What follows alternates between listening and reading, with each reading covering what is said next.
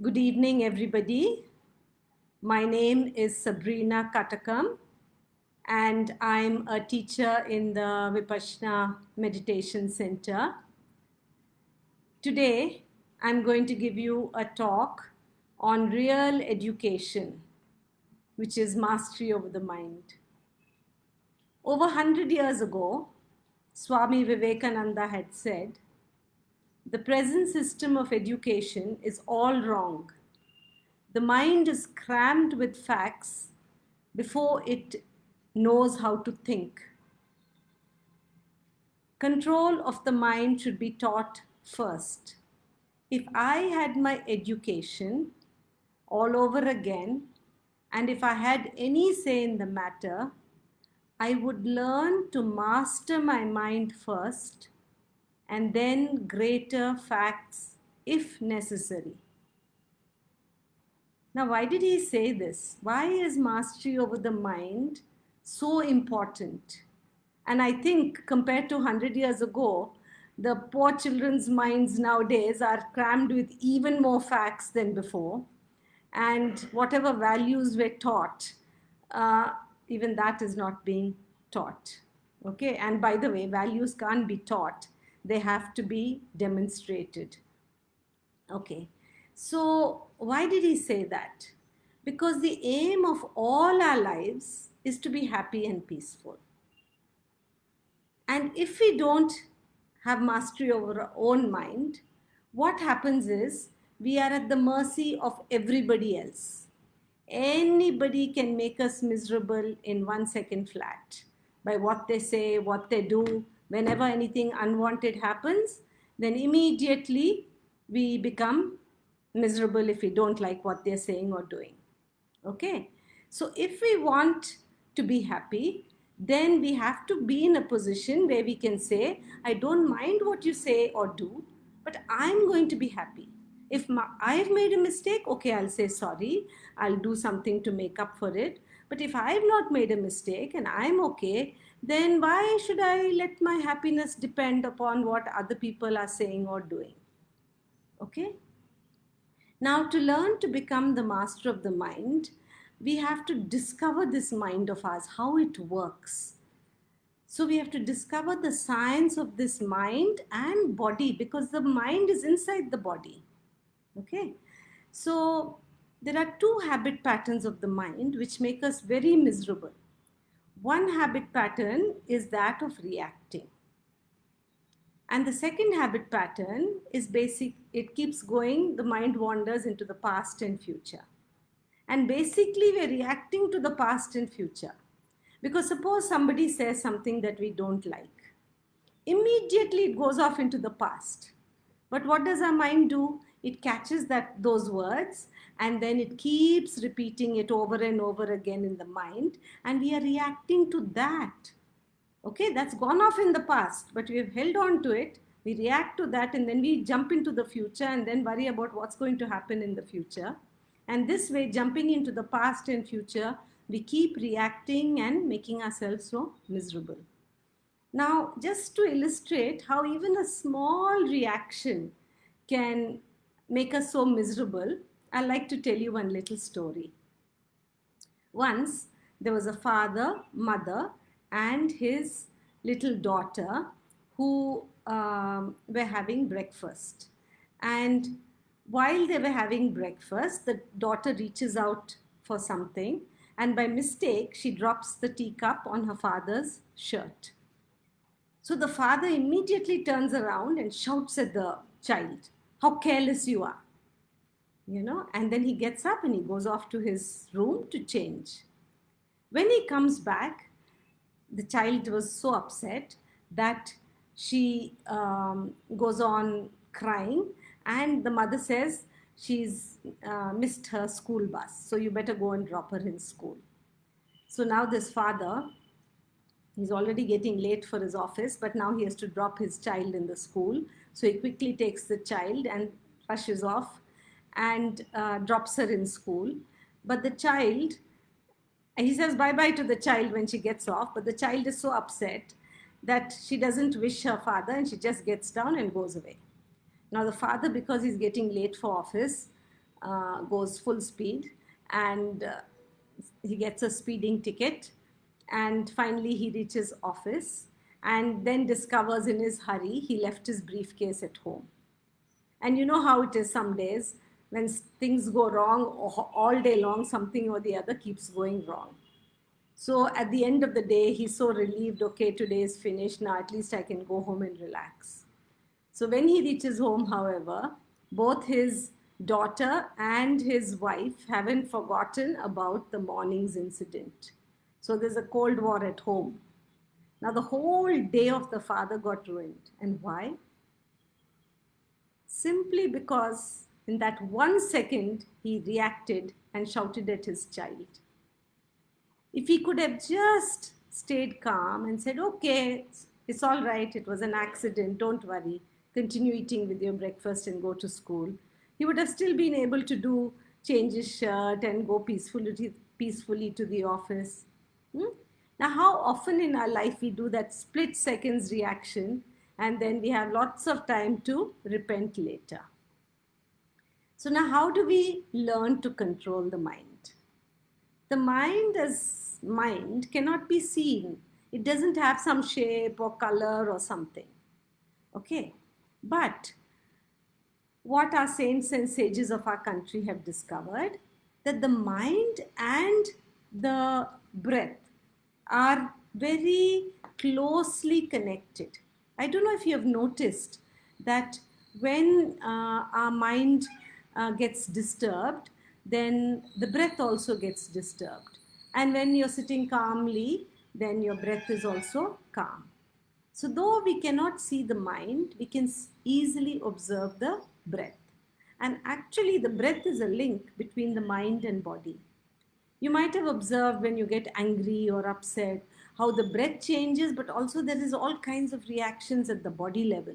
Like when we are nervous, there may be some palpitations in the chest area, or some butterflies in the stomach. You know, all kinds of unpleasant sensations are happening at the body level. Now, to feel what's happening at the body level and then not react to it, that's much more difficult. Okay? And that's taught in a Vipassana course. So, actually, in a Vipassana course, there are 3 steps. The first step is called Shila, which is to lead a moral life. That means with our speech and with our actions, we don't do anything to hurt or harm others. Like, for example, telling lies or harsh words or backbiting or gossiping with our speech. And with our body, we don't kill, steal, commit sexual misconduct, or take intoxicants. And why is this important? Because there is a law of nature that whenever any negativity comes into the mind, like for example, anger, ill will, jealousy, greed, any negativity comes into the mind, instantly we become unhappy. And whenever the mind is, has any positivity like love, compassion, kindness, when we help somebody, then immediately happiness comes into the mind. Okay, so if we want to be happy, we have to keep generating positivity in the mind, no? Because whenever we generate negativity, we're going to become miserable. And for us to do any wrong action to hurt and harm others, we have to generate negativity in the mind. Without negativity in the mind, how can we tell lies or kill something or steal something? Huh? So first we are generating negativity in our mind. We are making ourselves miserable, and only then we can make others miserable. So if we really want to be happy, we have to take the first step of saying, okay, I will try and avoid all these wrong actions with my speech and body. Very easy to say, but very difficult to do, because especially this little tongue of ours to control is a difficult thing. So we take the second step, which is called Anapana. An is the breath coming in, Apan is the breath going out. And we have been breathing in and breathing out since we were born. So now we are going to become aware of the breath. And by becoming aware of the breath, we are slowly trying to control the mind. The mind wants to wander in the past and future. But when we are with the breath, we can only be aware of the present breath. So every time we become aware of the breath, we are bringing back the mind into the present. Okay, so then when we are doing a 10-day course, as we join the course, we just take this vow that for these 10 days we will avoid all wrong actions. Then we actually start the practice of Anapana, watching our breath. And every day, one little step is added to increase our levels of awareness. And on the fourth day, the technique of Vipassana is taught. Now, Pashana means to see with open eyes. Vipassana, to see in a special way. So, as I told you, whenever we get angry or upset or miserable, we always look outside and we see a person or a situation that is making us unhappy. But if we look in a special way, we learn to look within us. We'll see that we are becoming unhappy because we are reacting to that situation and we are producing some negativity in the mind. We are producing irritation, anger, ill will, and that's fear, worry, and that's why we are becoming miserable. Okay, so now when these things come on the mind, then what's happening on the body level? Various sensations are happening. And so in Vipassana, through the practice of Anapana, we have increased our levels of awareness. So in Vipassana, we systematically go through the body from the top of the head to the tips of the toe, and we just are observing various sensations in each part of the body. And whatever is happening, we just observe it. That means we don't react to it. If it's unpleasant, it's okay. Let's discover the truth of this. What is the truth of all things that are born, whether it's sensation or whether it's anything in this universe? Everything that is born has to die. Everything is impermanent. This is a law of nature. But because we don't know this truth through our own experience, intellectually we all know it, but at the experiential level, we don't know it. So every time something unwanted happens, we think this is permanent. And unless I do something about it, it's going to, something is going to happen to me. So through our own experience, now suppose you're feeling an itch. Instead of simply itching like that, we'll just wait and we'll continue doing our work and let's see if this itching is permanent or will it go away on its own. Okay, so like that we make use of these sensations. They could be pleasant, unpleasant, or neutral, doesn't matter. These sensations are simply tools to break this habit pattern of reacting. Okay, and when we don't react, there's another law of nature that when you don't, reaction is the food for the mind. So when you don't give new food for the mind, then automatically the old food starts coming out. It's just like if you don't give food for the body, then automatically the stored fat from within us will start coming out. We don't have to do anything else. Okay? So now the secret of success of a Vipassana course is the continuity of practice. Suppose we really want to lose weight. Just by dieting for 1 hour or even 1 day, how much weight are we going to lose? But if we continuously are on a lime juice diet, say for example, for 10 days, then we would lose a little bit of weight, isn't it? So in the same way, this habit pattern of reacting is so strong that if you don't react for 1 hour or 1 day, nothing much is going to happen. But when you continuously keep trying for 10 days, and the habit pattern is so strong that we'll keep reacting, but in between, little bit, we won't be reacting. So when we don't react, then this process of purification takes place. It's a totally experiential course, and you will have to go through it to get the benefit of it. But meanwhile, in this lockdown time anyway, people can't go and do a course just now. So we can do the second step, that is Anapana practice. We can start mastering our mind by watching our breath. Now this technique is extremely simple. All we need to do is sit comfortably, and preferably if you can cross your legs and sit, that's a very good position to sit in. But most important is to keep your head, neck and back straight. Because when we sit straight, then the mind is very alert. So Though the body is straight, it has to be totally relaxed. Okay, make sure there's no tension anyway, especially in this forehead and head area.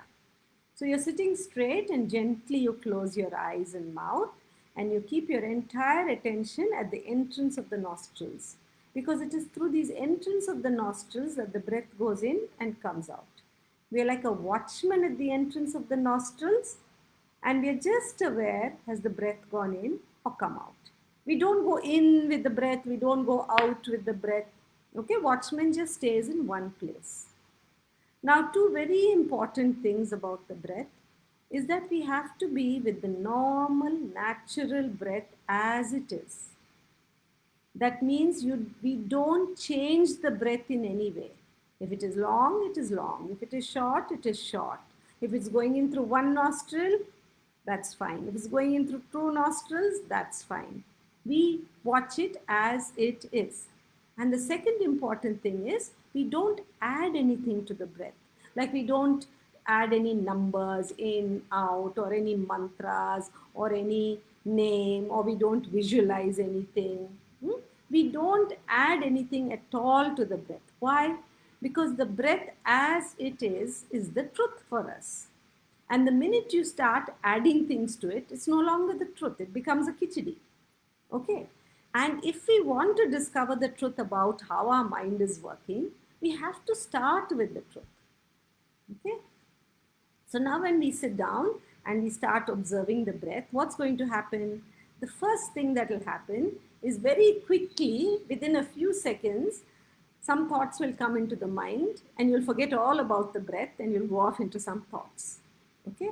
Now, the minute you realize you've gone off into the thoughts and you realize that you've gone, just accept it and come back to the breath. After all, where? The breath is just here. You don't have to go hunting and finding the breath somewhere else. It's just here. So again, come back here and observe the breath going in and coming out. Okay. So every time if the mind is wandering, relax and come back. There's no rush. And when there are a lot of thoughts, there might be some tension here. So just keep relaxing and just again come back and start with the breath.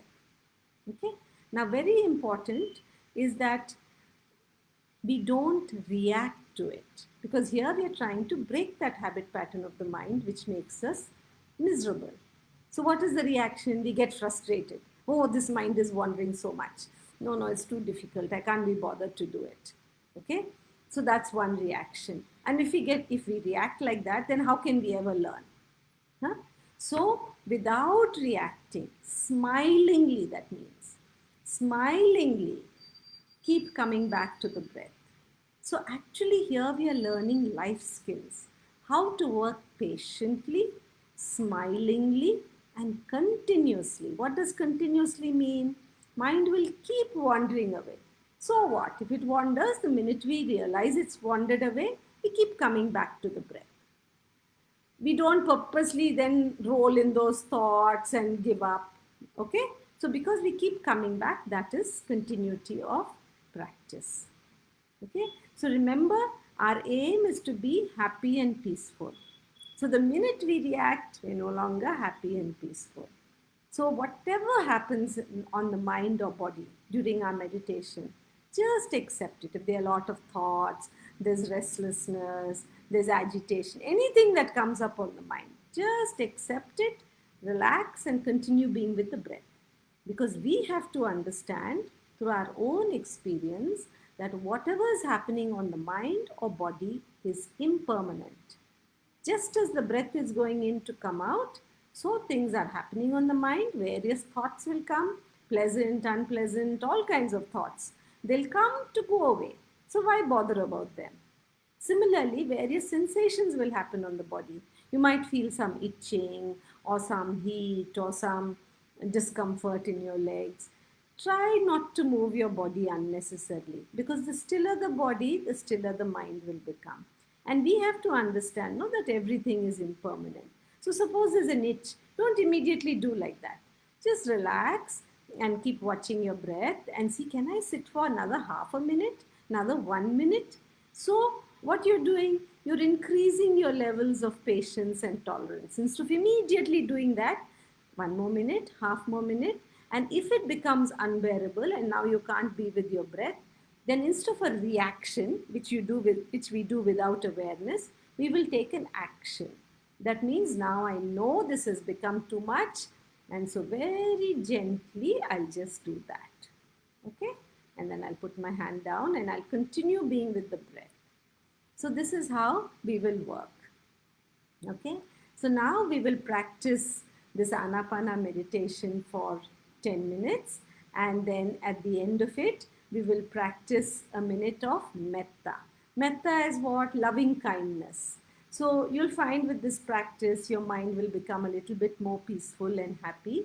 So this peace and happy is not only for ourselves, we learn to share it with all the people around us. Okay, so now if you sit comfortably, keeping your back and neck straight, and gently close your eyes.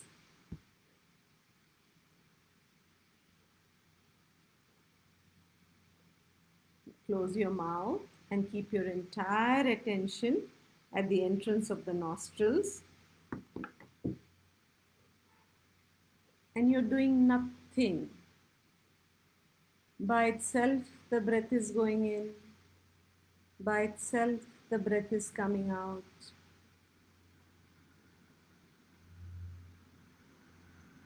You're just aware.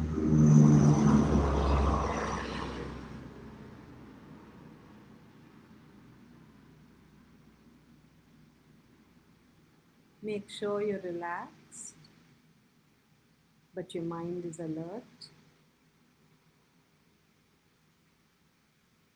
You're like a watchman at the entrance of the nostrils.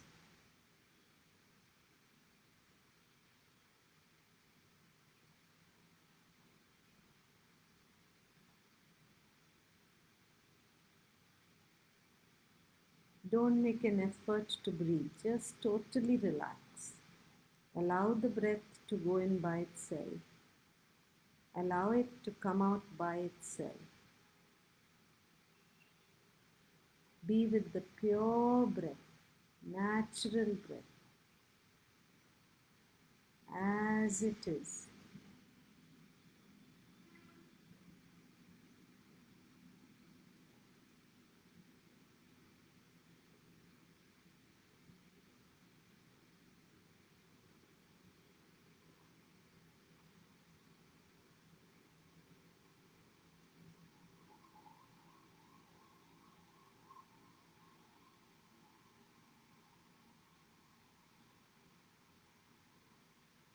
In between, if your mind wanders away, never mind. Whenever you realize your mind has wandered away, relax and start again.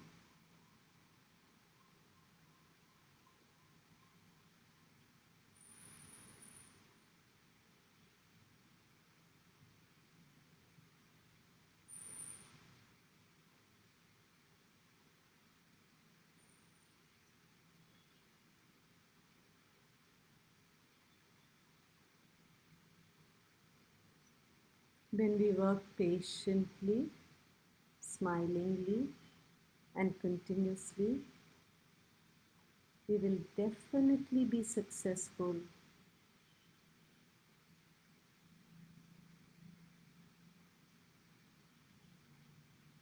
So our job is just to keep trying.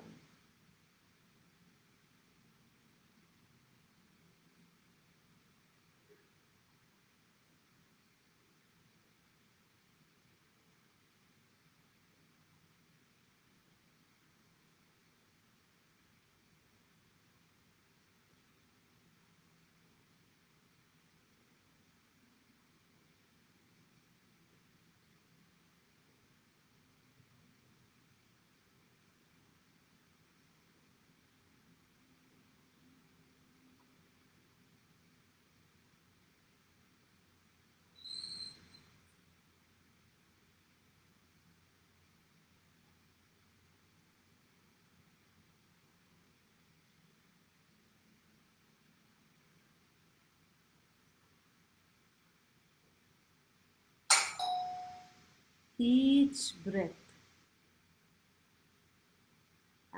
as it is.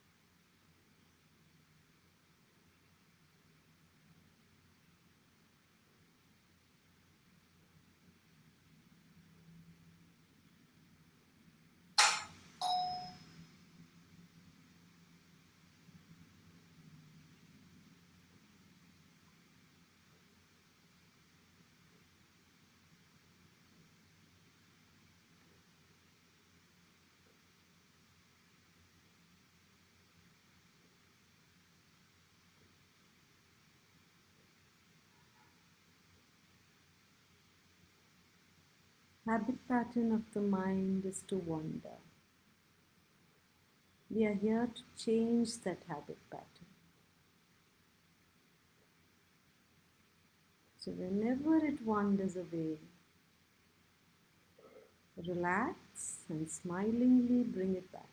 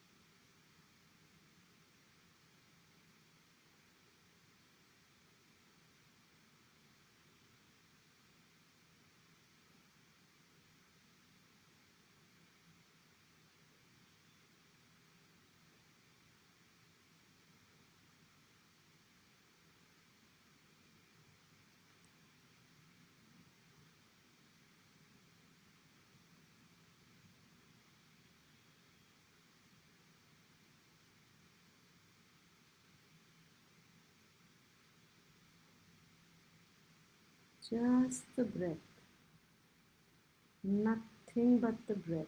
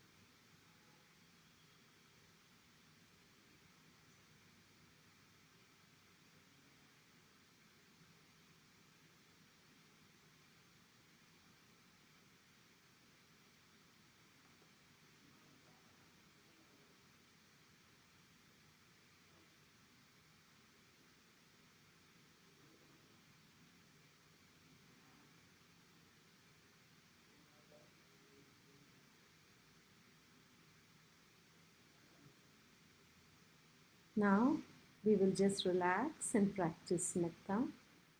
Just think in your mind, may I be happy and peaceful.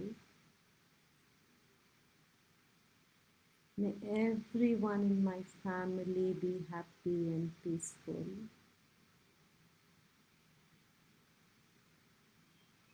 May all the people of my country be happy and peaceful.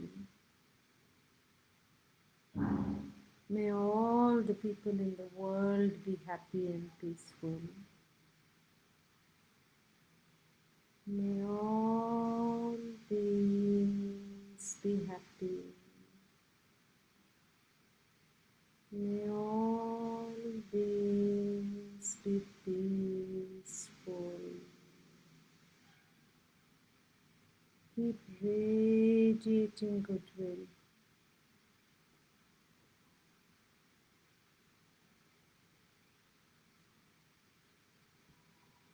And we end our meditation. Okay, you may gently open your eyes and relax. So now I would like to tell you, to get the full benefit of this meditation, you need to do the daily practice. Anything that we learn, unless we practice it every day, we're not going to get any benefit out of it. So we need to do our practice in the morning and evening, a minimum of 10 minutes in the morning, 10 minutes in the evening. If you can do more than that, very good. And then 2 other times it's very useful to do your practice is when you do your morning and evening practice, it's better that you sit down straight and be with your breath. But when you're lying down in the night, just before you go to sleep, you just watch your breath till you fall asleep. And you'll find that there'll be a difference in the quality of your sleep, and those who have bad dreams will even come out of their bad dreams. And even if you can't sleep, we sleep for two reasons: to relax the body and relax the mind. And sometimes, even though we have slept, when we wake up in the morning, we feel tired because in our dreams we had reacted so much. So, when this is the last input we give the mind, when we are with the breath lying down, then the mind gets complete rest, and in our sleep also it'll do a little bit of this. So do this before you sleep. Just even if it's for a few seconds, it doesn't matter. You'll find a difference in the quality of your sleep. And the second thing is when you wake up in the morning, okay, if you want, sit up so that you don't go back to sleep. Just sit up in your bed, relax into your body, and be with your breath for 1 or 2 minutes, and then you get up and do whatever you have to do. Okay, so these 2 times, morning and evening, any time that you wish to. There is no special time that before you eat or after you eat or nothing like that. At any time, 24 hours of the day, your breath is with you. So any time you can watch your breath, okay, before and after your sleep. And one very nice experiment you can do is that whenever you're upset, angry, sad, worried, just accept it and be with the breath as it is and see what happens. Okay? You don't need to do it for a long, just for a couple of minutes, a minute or two, and see what happens. Okay? And another very nice time to watch your breath is when you're doing nothing very active. Say you're just sitting and traveling, or just sitting and doing nothing much, waiting for somebody. That time, instead of getting irritated and letting all kinds of thoughts come into your mind, you can watch your breath. Definitely your mind will wander away because you're doing it with open eyes. So it doesn't matter. In between, whenever you remember, keep coming back to the breath. Okay? Even 1 second with the breath is extremely powerful. And just to tell you how powerful it is, I will just give you a little story about this person who discovered something known as the bubble chamber. Intellectually, we all know all matter is changing at the power of 10 to very rapidly. Okay, so this scientist wanted to discover in 1 second how fast does matter change. So he built this instrument which he called the bubble chamber, and he won the Nobel Prize for it. So it's a great invention. And what he discovered with his bubble chamber, that all matter is changing at the rate of 10 to the power of 22. So this building, these plants, these animals, and we are all changing so rapidly that we are under the optical illusion that everything is solid. Okay? But we can see with our eyes that yes, things are changing, they are growing older, and one day everything will die. Okay? Now, the human being is the only being who has a choice, who can say that in this minute I will get irritated and upset and increase the negativity within me so many times, or I'll stay calm and peaceful and increase the positivity within me so many times. Okay, that is the choice only the human being has. No animal or plant or building can do this. Okay, so every time, one second here and there, we are with the breath, we are increasing the positivity within us so much. So keep doing this. And second is keep practicing this metta, this goodwill, loving kindness to all beings. Yeah, and this will make you feel very peaceful and happy. So if anybody has any questions, they can post it and I will answer the questions.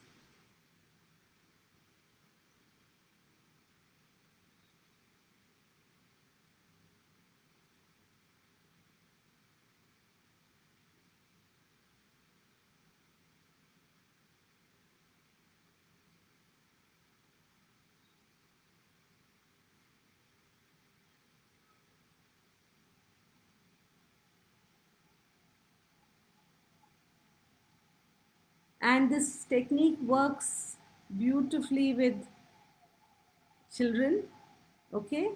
So with everybody, in fact, adults, children, everybody. And children learn it very easily and quickly.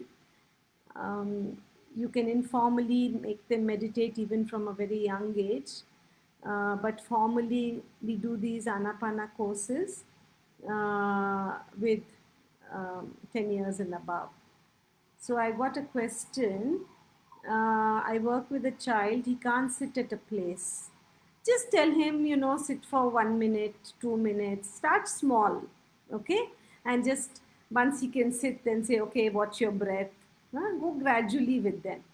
And then the more he can calm his mind down, he'll be able to sit longer. And praise him for whatever little he does. Praise him and say very good, then he'll want to do more. Okay, now what is the importance of morality? Well, uh, obviously, eh, we like we don't like people to do any thing to hurt and harm us. Okay, so naturally nobody else will like us to do things which will hurt and harm them. Huh? And also the most important thing is, before, as I told you before we can hurt and harm anybody else, we have to generate negativity in our mind. So we are making ourselves miserable. So when we keep practicing this anapana every day, what will happen is, as our awareness levels increase, we will become aware that when we do any wrong action, we will become aware of that feeling of misery within us. Okay, so when that mind starts feeling miserable when we do wrong actions, it will automatically stop doing those wrong actions. And it will start feel, we'll become aware how happy we feel when we do helpful, kind actions. So it will want to do more things like that. Okay, so our job is to just keep doing our daily practice and keep increasing our awareness levels, and automatically the positivity in our mind will increase and the negativity will keep decreasing. Okay.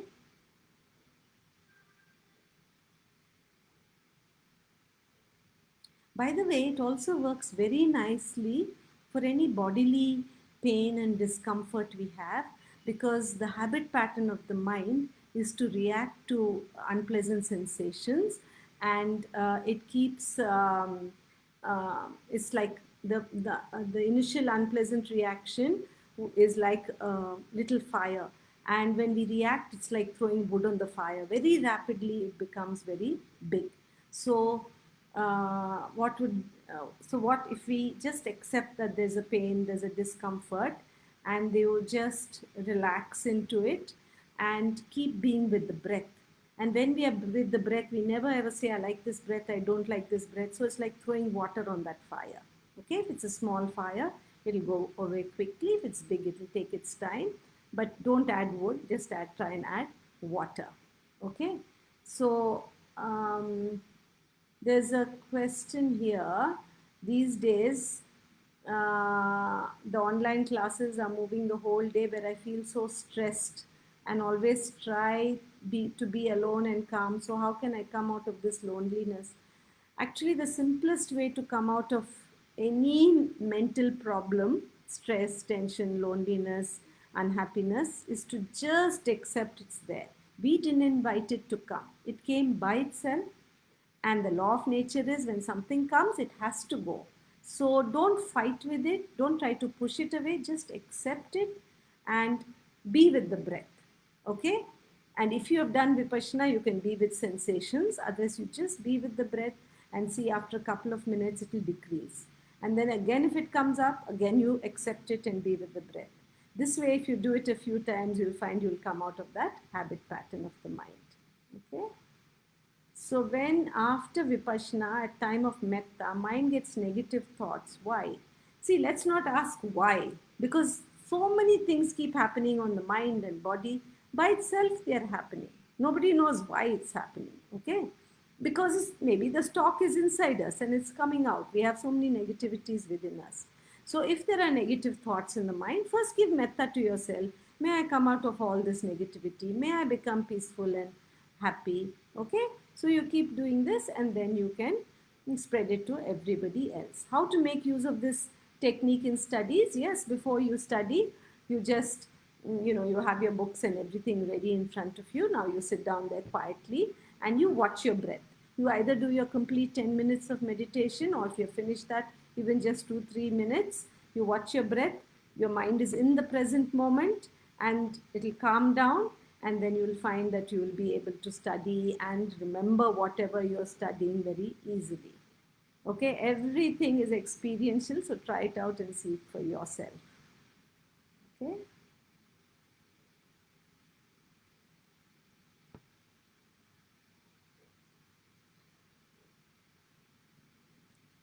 We have a website, mobile app actually, called dhamma.org, and if you go there, you will be able to download this mini Anapana app and get this daily practice. And you can, if you have a group of children or whatever, you can play it to them or to some other group.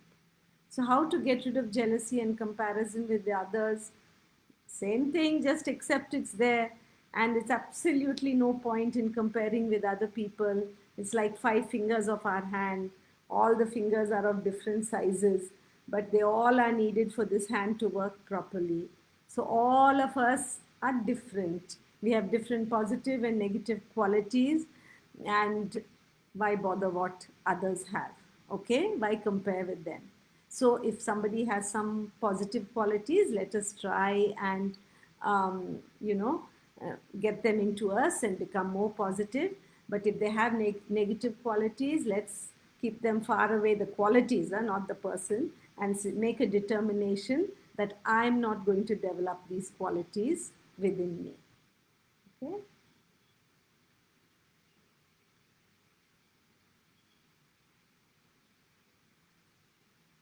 So I think we have come to the end of our time. So I hope all of you practice, and whenever you have an opportunity, please go and do a Vipassana course. I'm sure it will help you a lot. May you all be happy and peaceful.